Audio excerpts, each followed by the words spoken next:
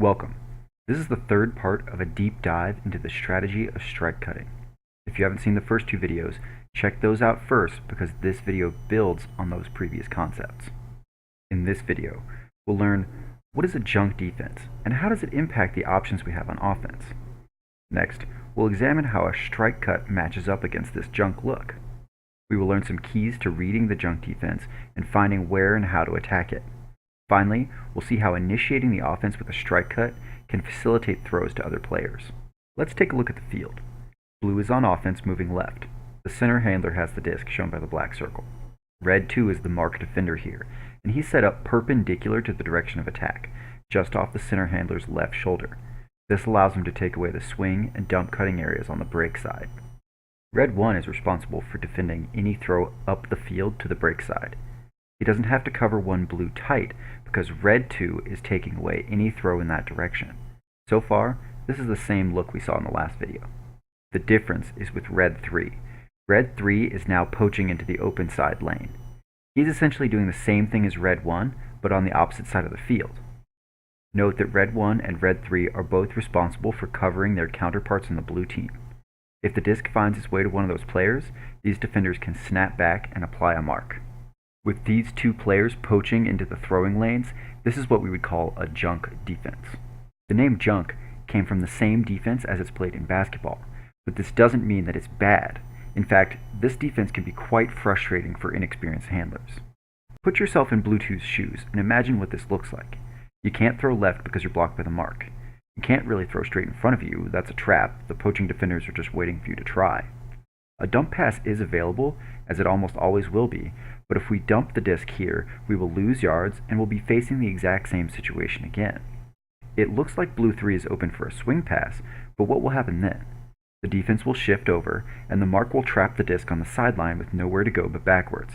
That's even worse than dumping it initially, because we can't even get back to the middle of the field. Our whole team is going to be on the break side of the disc, and it will be tough to make any throw that gains yards. What we need is an offensive move that will allow us to break up this zone defense and gain yards at the same time. And we have a couple options. The most obvious thing to do is to initiate from the front side, because those throws aren't blocked by the mark. 3 blue needs to fully engage his defender to stop him from poaching. Run straight at him, get him to follow upfield, then cut back towards the disc. That was option 1, but the focus of this video is on strike cuts and how initiating from the break side can open up other players in our offense. Blue 1 can read the defense here and see that both 1 and 3 are poaching, so he knows it's a junk look. Blue 1 initiates a strike cut, but now the point is to engage Red 3, not Red 1. In order for this to work, the strike cut has to beat Red 1, otherwise Red 3 doesn't need to do anything. Start with a body seal move and beat Red 1 to the inside, then cut hard at Red 3. If Red 3 doesn't react, well, Blue 1 just got open on a strike. Make the throw and gain the yards.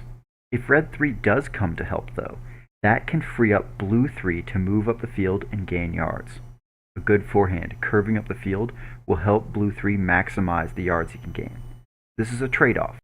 Our offense gave up a position in the middle of the field for a position closer to the sideline, but we didn't go backwards, we actually went forward.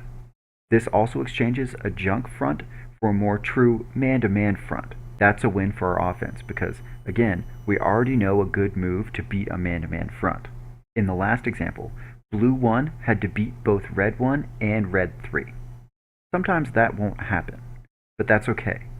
We've already learned how to make a two-way read on Red 1's defensive technique that will give us a second option.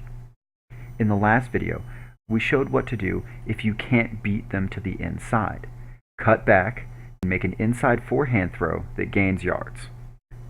We saw this concept in the last video, and it works the exact same way here. The poach defense by Red 3 doesn't matter because he won't be able to get to this throw. Getting a throw open on the break side is a huge win for our offense because the force strategy is keyed in on trying to push us towards that sideline. Just as we demonstrated in the last video, our handlers will have to switch places as they move up the field and readjust their positions. But that's okay. Red 2 is either going to choose to stay in man-to-man, which we know how to beat, or he'll take up the same poach position that Red 1 has in this diagram.